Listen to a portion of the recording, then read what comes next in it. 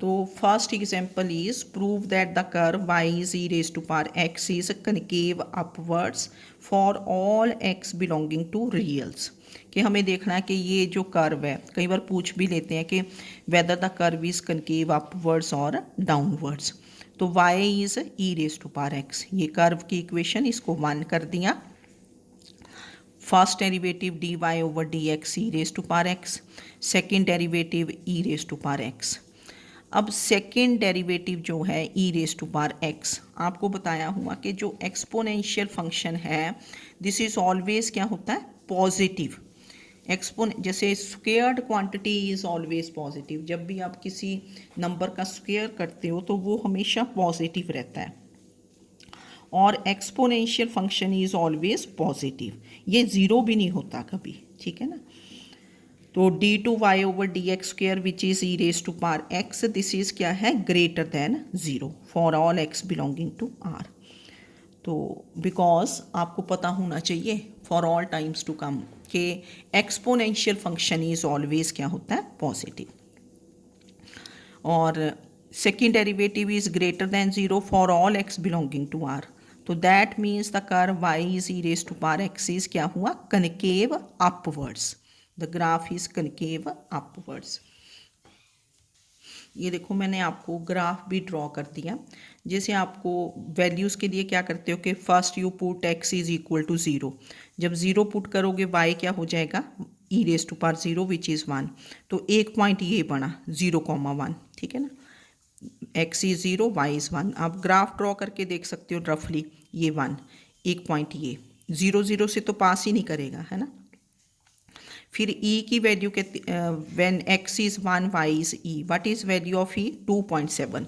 जब x 1 है तो y इज़ 2.7, कहीं यहाँ ऊपर चला जाएगा ना, ठीक है, यहाँ जैसे। तो और व्हेन x इज़ -1 तो y is e raise to power -1, that is 1 over 2.7, तो 10 ओवर 27। तो 10 ओवर 27, x इज़ -1, तो ये पॉइंट्स में ही आएगा ना, आप निकाल के देख सकते हो। जब ये -1 है तो इधर को, फिर -2 होगा तो और कम होगा, तो इधर को ये इस लाइन के साथ साथ चलता जाता है। तो ऐसा ग्राफ बनता है e raise to power X का। This is the graph of e raise to, बस ई की वैल्यू पता होनी चाहिए। Then you e square find कर सकते हो, 1 ओवर ई फाइंड कर सकते हो, 1 ओवर ई स्क्वेयर। तो ये ग्राफ ऐसे चलता है, ऐसे इधर को ऐसे इंक्रीज। तो ये कैसा हुआ, दिस इज कनकेव अपवर्ड्स, हमेशा अपवर्ड्स हुआ। तो y is e raise to power x is concave upwards. Now second is कि prove that y is log x is concave downwards. log x, y आपने log x लिखा, dy over dx क्या होगा, first derivative 1 over x, second derivative -1 over x square. तो second derivative is -1 over x square. X square हमेशा positive, 1 over x square positive, पर ये minus sign आ गया, तो minus of 1 by X square is always less than zero for all x belonging to R. तो second derivative is always क्या हुआ, less than zero. तो therefore the curve Y is log X is concave क्या हुआ, downwards for all x belonging to R.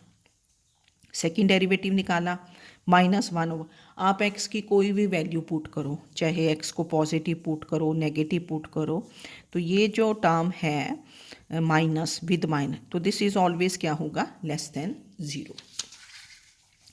तो छोटे छोटे पहले क्वेश्चंस लिए हमने। Now find the points of inflection of this function y is x raise to power 4।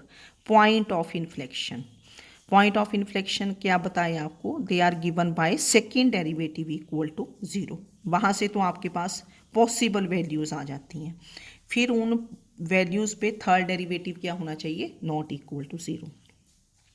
Find the points of inflection of the function y is x raise to power 4। तो given curve क्या है, y is x raise to power 4, first derivative 4x cube dy over dx, second derivative d2y over dx square is क्या बन गया, 12x square, third derivative is 24x। हमने third derivative तक निकाल लेना है। तो points of inflection they are given by second derivative equal to zero. और where the second derivative fails to exist. अब यहाँ तो डिनोमिनेटर में कुछ भी नहीं ना है, ये तो हमेशा एग्जिस्ट करेगा second derivative. Fails to exist कब लेना है, अगर यहाँ डिनोमिनेटर में कुछ हो। तो 12x² इज 0, तो दिस इम्प्लाइज x² इज 0। तो x की क्या वैल्यूज बन गई, 0 0, दो वैल्यूज 0 0। तो these are the possible points of inflection के इस पॉइंट पे x इज 0 पे कर्व चेंज कर सकता है। पहले पॉइंट ऑफ इन्फ्लेक्शन निकाल लेते हैं कि क्या पॉसिबिलिटीज़ हैं। फिर आपने थर्ड डेरिवेटिव देखा, what is third derivative, 24x at x is 0 कितना बना, 0, x को 0 पुट किया 0, तो थर्ड डेरिवेटिव बिकम्स 0। अगर तो नॉन ज़ीरो बन जाए then this is a point of inflection. अगर इक्वल टू 0 बन गया तो क्या बोलोगे, x is 0, this is not a point of inflection of the curve. तो that means this curve has y is x raise to power 4। ये भी हमेशा अगर आप करोगे ना कि put x is 0, y is 0, एक पॉइंट बन गया 0 0, then put x is 1, y is 1, एक पॉइंट बन गया 1 1, put x is 2, y is 16, फिर इसी तरह -1 पे चले जाओ, put x is -1, y is 1 क्योंकि इवन डिग्री है, put x is -2, y is 16। तो ये भी कर्व हमेशा क्या रहेगा, एक ही रहेगा, ये इंक्रीजिंग रहेगा, वैल्यूज इंक्रीज कर रही हैं उधर से लेके इधर तक, ठीक है ना। तो इसका कोई पॉइंट ऑफ इन्फ्लेक्शन नहीं हुआ, क्योंकि अगर आप इसका सेकंड डेरिवेटिव निकालते हो तो क्या बनेगा, first derivative 4x3, second derivative 12x² and 12x² is always क्या होगा, positive, this is always concave upwards. पर पॉइंट ऑफ इन्फ्लेक्शन के लिए put second derivative equal to 0, values find कर ली x की, उस पर थर्ड डेरिवेटिव देखेंगे, अगर third derivative not equal to 0 आया then we say that point is a point of inflection, otherwise this is not a, तो therefore x is 0, this is not a point of inflection of this curve, y is x4। तो ये y is x4 of this curve. आप इनके curve थोड़े थोड़े draw कर सकते हो, x को 0 लो, 1 लो, 2 लो, फिर कुछ नेगेटिव वैल्यूज़ लो। तो आज के लिए आपके लिए इतना ही, ठीक है।